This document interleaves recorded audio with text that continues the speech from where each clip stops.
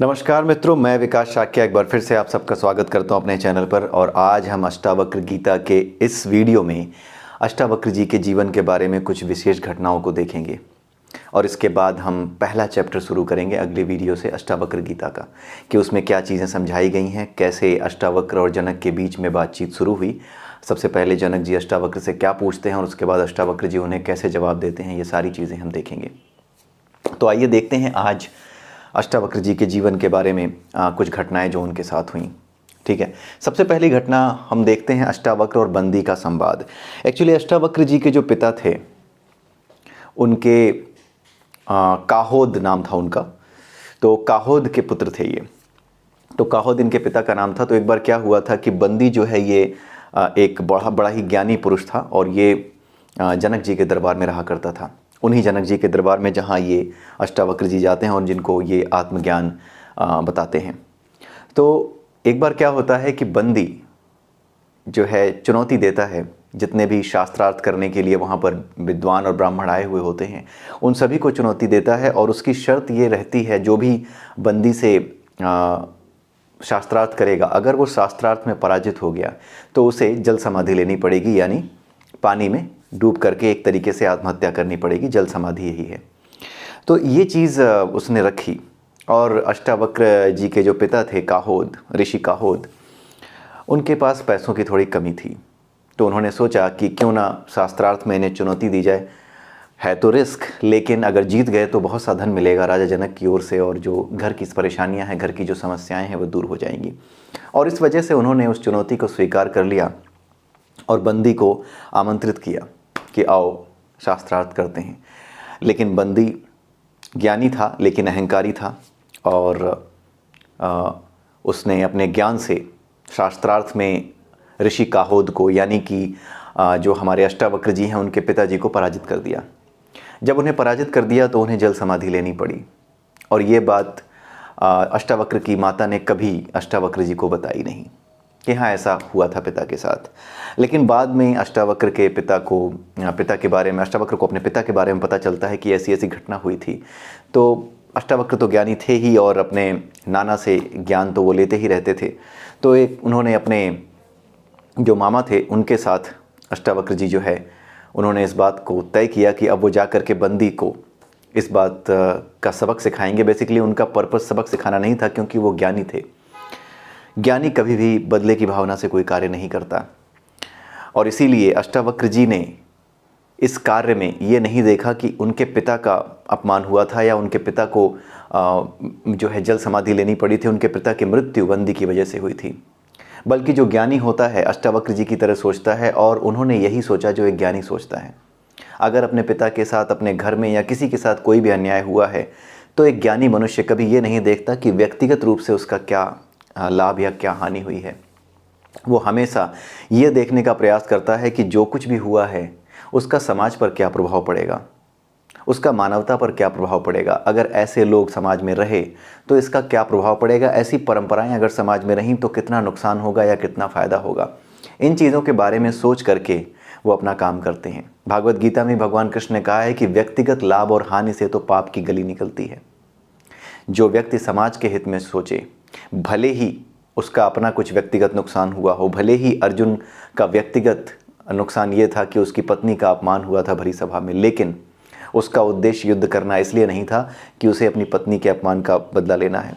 उसका उद्देश्य इसलिए था युद्ध करना ताकि वो उन लोगों को दंड दे सके, उन्हें सबक सिखा सके, भविष्य में पैदा होने वाले उन योद्धाओं को भी सबक सिखा सके कि कोई दुर्योधन किसी द्रौपदी का वस्त्र हरण करेगा तो उसका यही अंजाम होगा।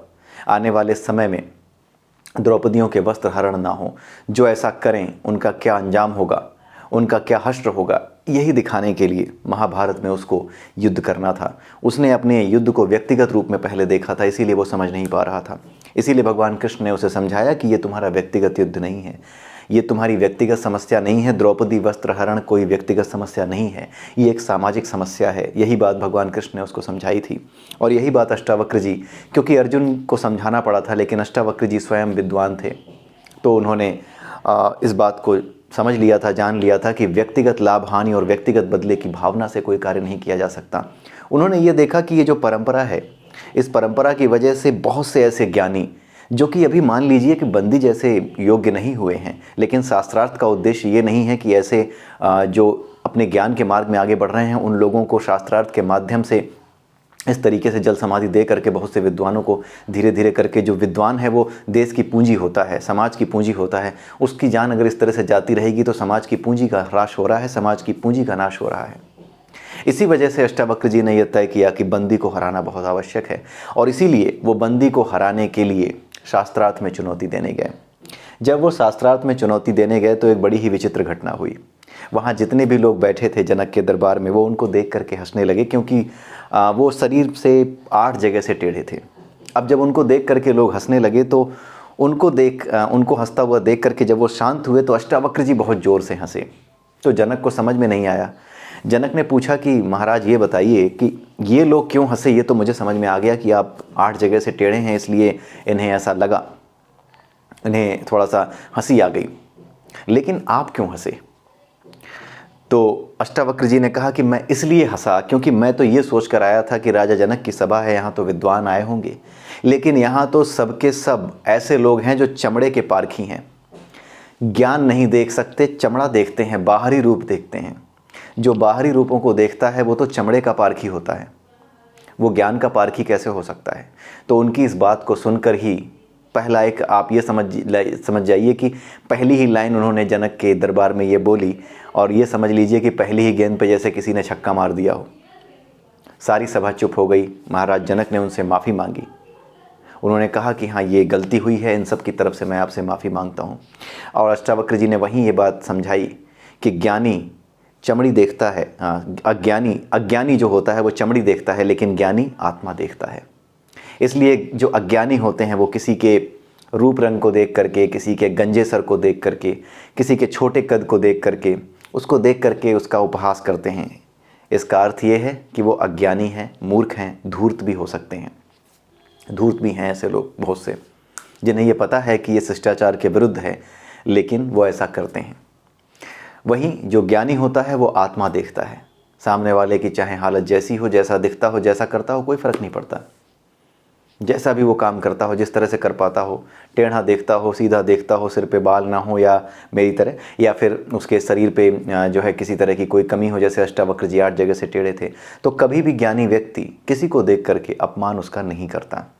ठीक है, तो यही चीज़ जो है अष्टावक्र जी ने एक लाइन में समझा दी कि अज्ञानी चमड़ी देखता है और ज्ञानी आत्मा। अब इसके बाद शास्त्रार्थ शुरू हुआ। जब शास्त्रार्थ शुरू हुआ तो अष्टावक्र जी ने बंदी को हरा दिया। बड़ा अच्छा शास्त्रार्थ हुआ, बंदी ने भी अच्छे जवाब दिए, लेकिन अंत में शास्त्रार्थ में उपनिषदों का बहुत अच्छा ज्ञान होने की वजह से अष्टावक्र जी जीत गए और जो बंदी था वो हार गया। तो बंदी ने यह तय किया कि अब मैं जल समाधि लूँगा, लेकिन अष्टावक्र जी ने कहा कि नहीं, मैं यहाँ पर आपसे बदला लेने नहीं आया था, मैं इस परंपरा को नष्ट करने आया था जिसकी वजह से न जाने कितने विद्वानों ने अपनी जान गंवाई है।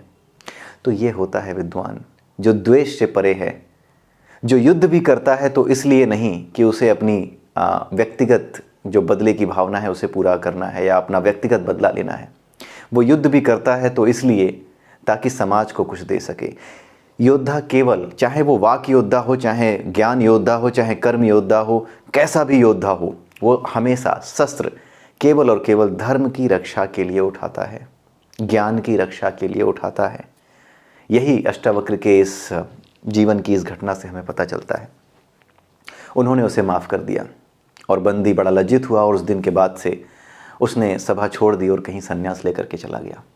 इस तरीके से इस गंदी प्रथा को, जिससे बहुत से विद्वानों ने अपनी जान गंवा दी थी, इस प्रथा को अष्टावक्र जी ने समाप्त कर दिया। ठीक है, तो ये एक घटना थी अष्टावक्र जी के जीवन की। उसके अलावा एक घटना जहाँ पे इनसे जो है बातचीत शुरू हुई राजा जनक की और मोक्ष का मार्ग, मुक्ति का मार्ग राजा जनक जी ने पूछना शुरू किया, उसके बारे में हम थोड़ी बात करेंगे। लेकिन उससे पहले हम मनुष्य और बीज जो हम ज़मीन में बोते हैं उसका रूपक हम समझने का प्रयास करते हैं। हमने भागवत गीता में पढ़ा है कि हर व्यक्ति अपने जीवन में जितने कर्म करता है उसी के हिसाब से उसका जो मनोमय कोश है उसमें वासनाएं भरी होती हैं और मनोमय कोश जीवात्मा का हिस्सा होता है। मरने के बाद ये जीवात्मा हमारे साथ जाती है। अगली बार मैं वो फिगर बना दूंगा जब हम शुरू करेंगे इस चीज़ को। तो मरने के बाद जो जीवात्मा हमारे साथ जाती है, उसी जीवात्मा के भीतर एक जो कोश होता है, वो मनोमय कोश होता है, जो कि वासनाओं को रखता है। तो इस जन्म में जितनी वासनाएं इकट्ठी करके हम मर गए हैं, तो एक तरीके से ये क्या है, ये जो जीवात्मा है ये अब एक बीज है, एक नए शरीर के लिए बीज है। जैसे जब हम ज़मीन में बीज बोते हैं तो बीज के भीतर हमें पेड़, फल, फूल, उसकी पत्तियां नहीं दिखाई देती, लेकिन है सब कुछ उसी बीज में। उसी बीज से ये पेड़ लहलहाना है, इस पेड़ को बनना है। आम का बीज है तो आम का पेड़ बनना है। आप बीज को तोड़ करके देखिए, उसमें तने, फल, फूल, पत्ते ऐसा नहीं है कि छोटे से कॉम्पैक्ट फॉर्म में दिखेंगे, नहीं, वो बीज ही है। लेकिन अपने भीतर वो सारे गुण लेकर के वो बैठा है, वो बीज। किस समय आने पर जैसे उस पर पानी पड़ेगा, जैसे वो ज़मीन को फाड़ कर बाहर आएगा और जैसे जैसे वो बढ़ना शुरू करेगा, वैसे वैसे समय आने पर, यानी जैसे ही उसकी इंद्रियां विकसित होंगी, जैसे उसके तने विकसित होंगे, वैसे वैसे वो साफ दिखने लगेगा कि वो क्या है, वो आम का पेड़ है कि किसका पेड़ है। ठीक है, वो दिखने लगेगा। उसी तरीके से जब हमारी मृत्यु हो जाती है तो हमारी जो जीवात्मा है, जिसमें 4 चीज़ें रह जाती हैं, प्राणमय कोश, मनोमय कोश, ज्ञानमय कोश और आनंदमय कोश, इन 4 कोशों से मिलकर के क्या बनती है, हमारी जीवात्मा बनती है। यही जीवात्मा बीज होती है। और यही बीज क्या है, किसी माँ के गर्भ में एक बैटरी की तरह जो जीवन जन्म ले रहा है, जो प्रोटीन का टुकड़ा अब जो बन रहा है, जो कि एक फोटस है छोटा सा, उसके भीतर जाकर के उचित वातावरण में यही जीवात्मा अपना प्रवेश पा जाती है। जब ये प्रवेश पा जाती है तो उसके बाद क्या करती है, पैदा होते ही तो पता नहीं चलता कि ये ज्ञानी है, मूर्ख है, क्या है। ठीक है, लेकिन जैसे जैसे वो बढ़ता है वैसे वैसे उसकी प्रवृत्ति, वो गुस्सा करता है, जलन रखता है, जो भी है, वो सब सामने आने लगती हैं। हमें लगता है कि ये सब सामान्य है, लोग एक दूसरे से जलते ही हैं, ऐसा होता है, बाय डिफ़ॉल्ट ऐसा ही होता है। लेकिन जिसके भीतर वो बीज है, पिछले जन्म से अगर उसने ये चीज़ें इकट्ठी की हैं कि वो एक विद्वान रहा है, उसने अपने मन को साफ़ किया था, तो जैसे ही उस उम्र में आएगा, जिस उम्र में बुद्धि इतनी डेवलप हो जाती है कि जहाँ पे उसने आध्यात्म को समझना शुरू किया होगा, जहाँ से वो आध्यात्म को समझ सकती है, ज्ञान को समझ सकती है, वहीं से अपनी इन गलतियों को वो व्यक्ति सुधारना शुरू कर देगा। इनफैक्ट उसे पता भी नहीं चलेगा कि उसने कब सुधार लिया। उसे भीतर से ही ऐसा लगेगा कि नहीं, ये करना ही नहीं है। असल में उसे कुछ लगेगा ही नहीं, क्योंकि प्रवृत्ति जो होती है हमारी, वो हमसे बिना सोचे समझे कार्य करवाती है। आई रिपीट, हमारी प्रवृत्ति, जैसी भी प्रवृत्ति हो, अच्छे इंसान की, बुरे इंसान की, वो हमारे जाने बिना ही हमसे काम करवा लेती है। ये चीज़ है। तो मनुष्य और बीज का जो रूपक है, जिस किताब में मैं पढ़ रहा था, बड़ा अच्छा लगा, इसलिए मैंने वहाँ से उठा करके यहाँ पर रख दिया। एंड आई होप कि आपको ये समझ में आया होगा कि क्या कहा जा रहा है। यानी समय आने पर ही जो प्रवृत्तियाँ हमने पिछले जन्म से, या जो टेंडेंसीज हमने पिछले जन्म से इकट्ठी की हैं, वो समय आने पर ही सामने आएंगी। हो सकता है कोई बच्चा छोटा हो जब, ठीक है, तो हो सकता है उस समय वो अलग हरकतें करता हो, लेकिन जैसे जैसे उसकी इंद्रियां विकसित होंगी, जैसे जैसे उसका मनोमय कोश, उसका जो इंटेलेक्ट है, उसको सपोर्ट मिलेगा, उसके शरीर का, उसकी बुद्धि का, तो मनोमय कोश में जितनी चीज़ें हैं वो समय आने पर ही सामने आएंगी। जैसे एक आम का बीज है, जो बीज हम डालते हैं, बोते हैं, ठीक है, गुठली जो बोते हैं, उस गुठली में पेड़ नहीं है आम का, लेकिन उसी के भीतर सब कुछ है। पेड़ भी उसी के भीतर है, वो उसके अंदर खोल के देखोगे तो नहीं दिखेगा, लेकिन जब समय आएगा तो पहले वो उसके तने बनेंगे, उसकी कोमल कोमल पत्तियां आएंगी, उस समय फल नहीं लगने लगेगा, बाहर आते ही फल नहीं लगने लगेगा। जब वो एक लिमिट तक पहुंच जाएगा, तभी उसके भीतर जो फल हैं वो निकल करके सामने आने लगेंगे, यानी फल देने लायक वो बन जाएगा। उसी तरीके से छोटा बच्चा चाहे कुछ भी कर रहा हो, नाबालिग हो, कुछ भी कर रहा हो, तब तक उसका मनोमय कोश कमज़ोर रहता है। उसके भीतर की वासनाएं या उसके भीतर का ज्ञान सही वातावरण मिलने का इंतज़ार करता है। जैसे ही वो बड़ा होता है, उसकी बुद्धि विकसित होती है, वैसे ही वो सारा ज्ञान जो पिछले जन्म से वो लेकर के आया है वो दोबारा प्रकट हो जाता है। यही चीज़ यहाँ पर समझाई गई है। बड़ा अच्छा लगा था मुझे ये रूपक पढ़ करके, इसलिए मैंने सोचा कि इस चीज़ को यहाँ सामने रखते हैं। उसके अलावा जो तीसरी चीज़ है, ज्ञान और पात्रता, यही वो चीज़ थी जहाँ से अष्टावक्र और जनक की बातचीत शुरू होती है। ज्ञान, मोक्ष, इन सब बातों को लेकर के मोक्ष की बात शुरू होती है। मुक्ति किसे कहते हैं, वैराग्य किसे कहते हैं, ये सारी चीज़ें शुरू होती हैं। तो होता ये है कि एक बार राजा जनक एक किताब पढ़ रहे होते हैं, शास्त्र कोई पढ़ रहे होते हैं, उसमें लिखा होता है कि मुक्ति पाना, मुक्ति का ज्ञान पाना, आत्मज्ञान को पाना, ये उतना ही आसान है जितना घोड़े पे चढ़ना, यानी घोड़े के एक रकाब में पैर रखना और चढ़ करके दूसरे रकाब में पैर टिका देना, इतना ही आसान है। अब जो जनक जी थे उन्होंने इसको एज इट इज़ ले लिया। इन्होंने कहा कि ठीक है, चलते हैं, पूछते हैं। तो जितने विद्वान थे उन सबको बुलाया, जो विद्वान खुद को कहते थे उन सबको बुलाया। उन्होंने पूछा कि शास्त्रों में ऐसा लिखा है, क्या ये सत्य है? उन सब ने कहा हाँ ये सत्य है। लेकिन फिर जो है जनक जी ने पूछा कि अगर सत्य है तो करके दिखाओ। मैं रकाब में एक पैर रखता हूँ, दूसरा पैर रखने जाऊँगा, दूसरा पैर रखूँगा, तब मुझे ज्ञान प्राप्त हो जाएगा, क्या आत्मज्ञान प्राप्त हो जाएगा? तो क्या तुम मुझे ये समझा सकते हो? क्या तुम मुझे ये दिखा सकते हो करके? वही जो तार्किक बुद्धि हमारी होती है, वही बुद्धि अष्टावक्र जी के जो राजा थे, राजा जनक, उन्होंने यहाँ पर दिखाई। अब जितने भी विद्वान थे अब वो सब परेशानी में कि यार इन्हें कैसे समझाया जाए, कैसे बताया जाए। बात तो सही लिखी है शास्त्र में, लेकिन क्योंकि वो उतने पर्याप्त बुद्धिमान नहीं थे कि अष्टावक्र जी की बराबरी कर सकें, तो उत्तर नहीं दे पा रहे थे। वो कह रहे थे कि ऐसे नहीं होता, इसके लिए कुछ विधियां हैं, कुछ ऐसा है, कुछ वैसा है। तो उन्होंने कहा, राजा ने कहा, राजा जनक ने, कि यार अगर बहुत सी विधियां हैं तो विधियों की बात होनी चाहिए थी ना। ये क्या लिख दिया गया है कि एक रकाब में एक तरफ पैर रखा और दूसरी तरफ के रकाब में अपना पैर टिकाया, इतना करने में ज्ञान प्राप्त हो जाएगा? अगर ये सत्य नहीं है, विधियां सत्य हैं, उसमें मेडिटेशन करना पड़ता है, विधियों का पालन करना पड़ता है, सिद्ध की बातें सीखनी पड़ती हैं, सिद्ध आत्मसिद्धि कैसे हो ये सब सीखना पड़ता है, इसकी प्रैक्टिस करनी पड़ती है, तो ये क्यों लिखा हुआ है? या तो इस पंक्ति को शास्त्रों से हटा दो। तो विद्वानों ने कहा कि नहीं, ये पंक्ति तो नहीं हटाई जा सकती, ये पाप होगा, क्योंकि शास्त्रों में सत्य लिखा है। तो राजा जनक ने कहा ऐसा है, फिर तुम जेल में चलो। तो उन्होंने उठा करके उन सबको जेल में डाल दिया, जितने भी विद्वान थे उन सभी को उन्होंने जेल में डाल दिया। अब उसके बाद क्या हुआ कि ये बात जो है हमारे अष्टावक्र जी को पता चली। जब उन्हें ये बात पता चली तो उन्होंने कहा कि चल के देखते हैं क्या हुआ है। राजा जनक ने कहा, वही बात इनसे कही कि अब तुम भी साबित करके दिखाओ। रकाब में पैर रखते हैं, दूसरे रकाब की तरफ जाएंगे, अब जो है देखते हैं होता है कि नहीं, तुम करके दिखा सकते हो?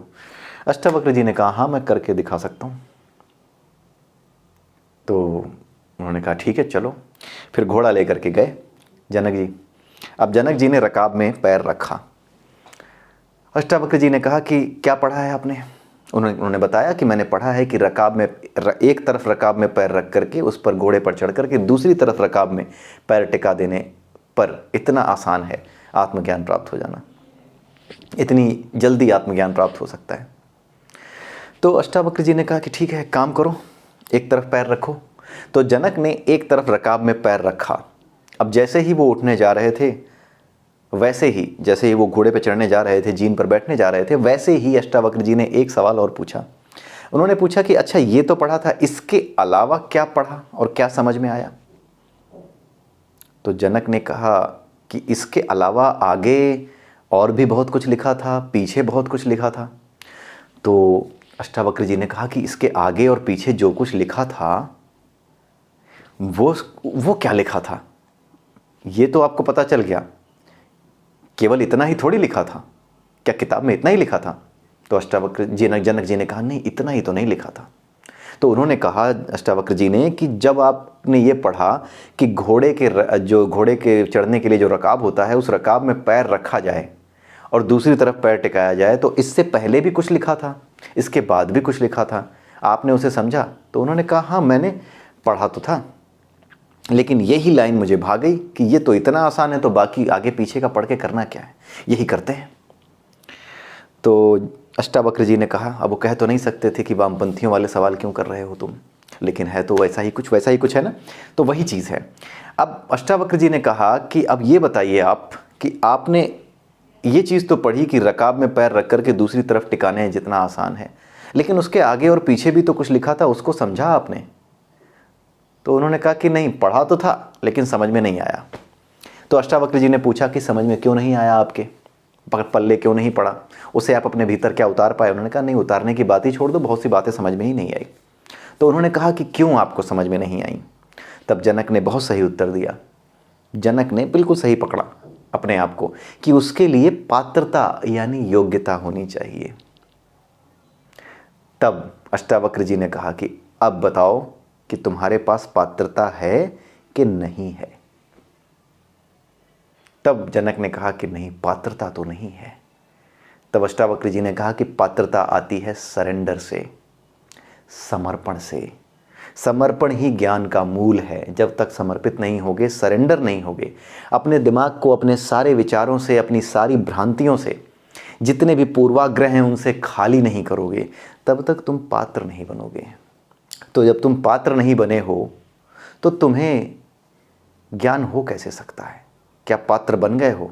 अगर पात्र बन गए हो तो रकाब के दूसरी तरफ जाओ, इस जीन पे चढ़ो घोड़े को, रकाब में दूसरी तरफ पैर रखो। अब जो जनक थे, अब वो अष्टावक्र को देखें और देख करके बस वो रकाब में एक पैर रखे वहीं खड़े रह गए। उन्होंने कहा कि यार ये तो बड़ा गड़बड़ हो गया। सोचना ही बंद, मतलब उनको ये समझ में आ गया कि कितना बड़ा, मतलब अंदर से स्तब्ध हो गए कि यार ये कितना बड़ा अपराध हो गया, मैं इन चीज़ों को समझ नहीं पाया। पात्रता, योग्यता है नहीं, आगे की चीज़ों को पढ़ा नहीं, पीछे की चीज़ों को पढ़ा नहीं। बिल्कुल जो है एक अजीब सा आदमी आता है, आपने कभी देखा होगा यूट्यूब पे, समझा रहा होता है बड़ा जल्दी जल्दी डिक्शनरी की तरह, ऐसे लिखा है वैसे लिखा वैसे ऐसे करके कुछ बोलता है, नाम नहीं लूँगा, बड़ा ही बाहियात इंसान है। तो उसकी तुलना खैर जनक से नहीं की जा सकती, उसका मैंने इसलिए बता दिया क्योंकि ऐसे ही क्वेश्चन कुछ लोग करते हैं, लेकिन उनके अंदर पात्रता उत्पन्न करने की क्षमता फिर भी नहीं आती। किसी भी व्यक्ति का अपराध तभी समाप्त हो जाता है जब वो पात्रता उत्पन्न कर लेता है। लेकिन राजा जनक और हमारे समाज के वामपंथी मूर्खों में इतना ही अंतर है, सिर्फ इतना ही अंतर है कि उन्होंने अपने भीतर पात्रता के महत्व को समझा और वामपंथी मूर्ख खुद को ही सबसे बड़ा विद्वान समझते हैं। तो पात्रता जैसी चीज़, यानी योग्यता जैसी चीज़ या सरेंडर जैसी किसी बात पे उनका कोई ध्यान जा नहीं सकता। ये पथभ्रष्ट और बुद्धिभ्रष्ट लोग होते हैं, इनकी बुद्धि भ्रष्ट हो चुकी होती है। इसलिए हर वामपंथी ऐसा नहीं होता, कुछ ऐसे भी होते हैं जो कि सही तरीके से बात करते हैं, जिन्हें अगर विश्वास है कि ईश्वर नहीं है तो वो कुछ नहीं कहते, जो है ही नहीं उसकी बुराई क्या, ये समझदार वामपंथी होता है। लेकिन कोई है नहीं, राम मानते नहीं थे, लेकिन राम ने सीता की अग्नि परीक्षा क्यों ली? अरे गधों, जब तुम मानते नहीं हो कि राम नहीं थे तो गधे के बच्चे ये बता कि राम के ऊपर आरोप लगाने के लिए सीता का जो प्रसंग है वो क्यों लेके आता है तू? ये चीज़ें इन्हें नहीं समझाई जा सकती। लेकिन जो हमारे जनक थे वो तो ज्ञानी थे, वो सोच सकते थे, वो रियल इंटेलेक्चुअल थे। उन्हें पता था कि किसी चीज़ को समझने के लिए योग्यता चाहिए। कक्षा 10 के बच्चे को जिसने फैक्टोरियल जिसको वो पढ़ना हो, पार्शियल फ्रैक्शन करना हो, उसे पता है कि जब तक वो फैक्टर्स नहीं सीखेगा पार्शियल फ्रैक्शंस नहीं कर सकता। तो पार्शियल फ्रैक्शंस की योग्यता क्या है? गुणनखंड जानना, यानी फैक्टर्स का जानना। तो पात्रता हर तरह के ज्ञान में, हर तरह की विद्या में आवश्यक है। और यही बात मिस कर रहे थे हमारे जनक। जैसे ही उनको महसूस हुआ कि हाँ ये मिस कर रहा हूँ, वो स्तब्ध रह गए और उसी समय वो पूरी तरह से खाली हो गए।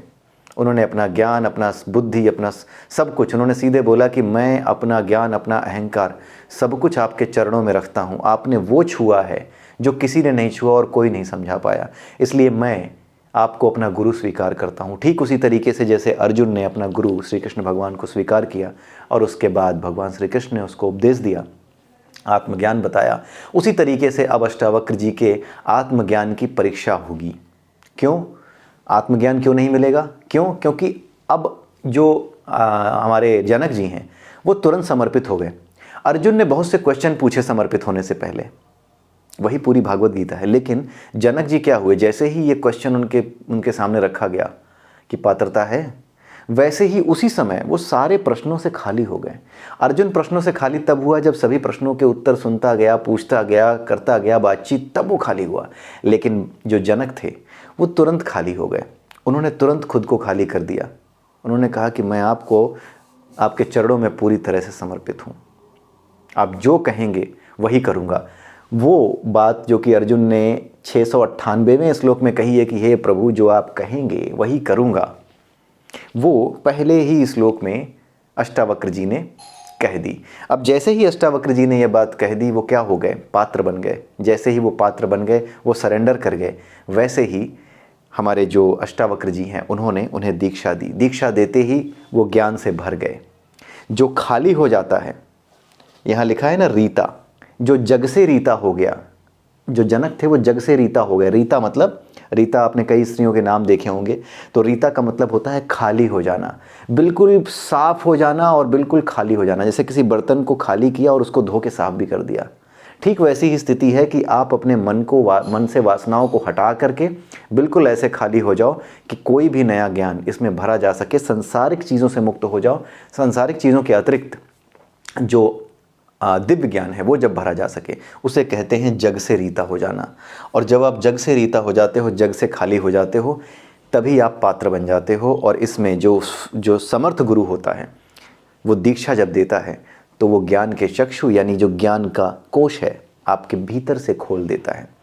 आप इस बात को याद रखिए, बाहर का गुरु भीतर के गुरु को जगाता है, इसीलिए बाहर के गुरु का महत्व है।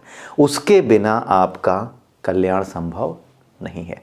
तो अब हम शुरू करेंगे अगले वीडियो से अष्टावक्र गीता का पहला चैप्टर।